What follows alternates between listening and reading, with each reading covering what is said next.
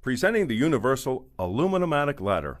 It lets you transform your attic from wasted space into a handy, usable storage area. This video outlines the 5 easy-to-follow steps required to install your aluminum ladder. Remove the packing material and instruction manual. Read and understand the printed installation instructions that cover the process in complete detail. Before you begin any work, be sure you have read them closely and understand them completely.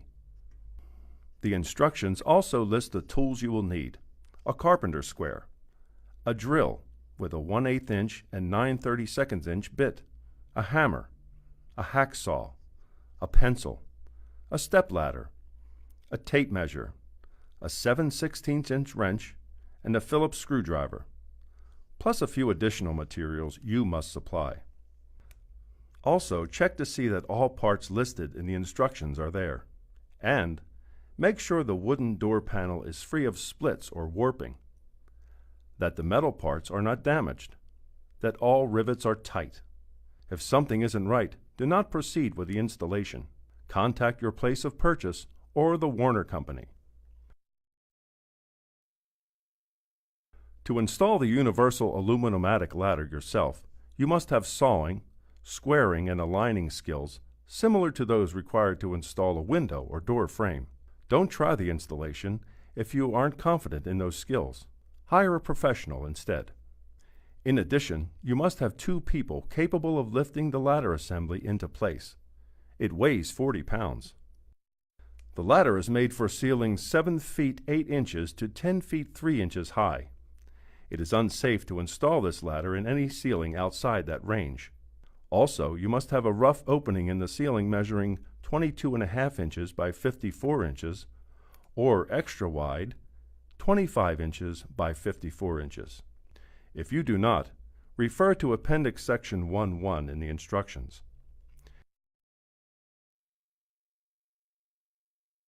Here are the steps you must follow to install the universal aluminum attic ladder. The first step is to prepare the existing opening. Remove old trim and hardware around the opening and double-check to make sure the opening measures 22.5 inches by 54 inches, or for extra-wide openings, 25 inches by 54 inches. See the instructions appendix if it does not. Be sure all sides are flat, plumb, and also in good repair. Next, attach temporary support boards. The ladder must be temporarily supported with 1x4 by 32 inch boards that extend across each end of the opening. For safety, the boards must be positioned properly and fastened securely. Use 3 deck screws on each.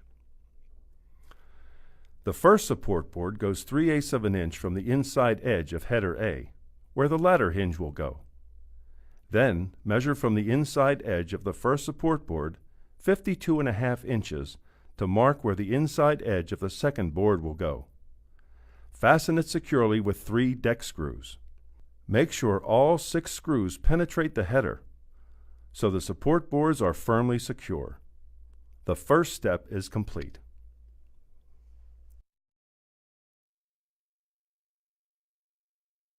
Next, you will place the ladder into the prepared opening. Do not remove the nylon tie holding the sections together until the ladder has been completely installed and secured. First, attach the pull cord through the pre-drilled hole in the door and tie it to the washer. Raise the ladder into the rough opening, turning it at an angle to clear the temporary support boards. Position the ladder so it rests securely on the temporary support boards. Slide the ladder so that the hinged end of the wood frame is resting tightly against the header with the ladder hinge, header A. Do not place any weight on the ladder until it is fully installed. Next, you will square the ladder in the opening. Center the hinged end on the header A. Drive 2 screws to hold the frame to the header. Screws go through the wood frame only. Open the ladder door by pulling straight down on the pull rope. The ladder sections will remain folded and secured by the nylon ties. Next, carefully measure the 2 diagonal dimensions of the opening. If they are within 1/8 of an inch of each other, the opening is square. If they aren't, shim the frame at the corners. If the frame isn't correctly squared, The ladder might not close properly. Drive 2 screws to hold the shims in place.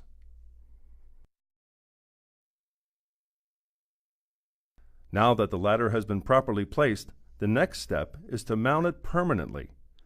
First, secure the ladder in the rough opening. To do this, pre-drill 4 1/8 inch pilot holes and install 4 1/4 by 2 inch hex head lag screws into header A, the header with the hinge. Use 1/4 inch washers under the screw heads. If necessary, shim behind the mounting plates. Then pre-drill 2 1/8 inch pilot holes and install 2 1/4 inch by 2 inch hex head lag screws with washers into the mounting plates. Next, pre-drill 4 1/8 inch pilot holes as shown in the instructions and install 4 hex head lag screws with washers under the screw heads. Make sure the door closes without interference. Readjust shims if necessary. For safety, trim any shims that stick out above the frame. Next, remove the temporary support boards. The ladder is now permanently secured into the opening.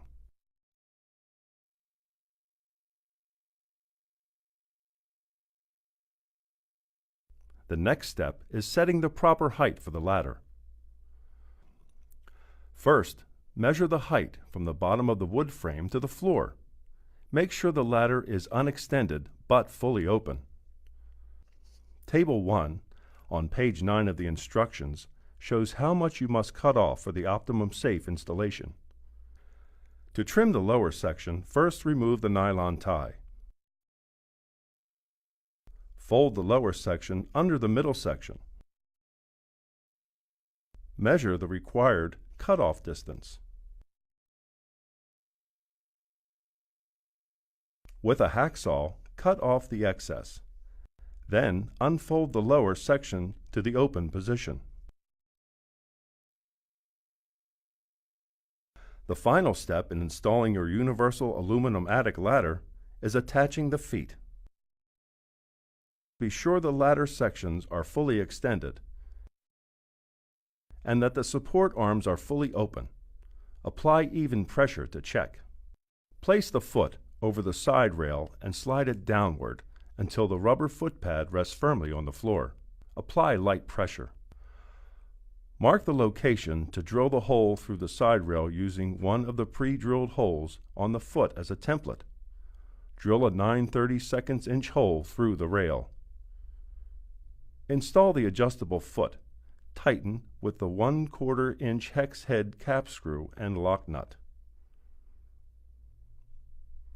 Repeat with the other side.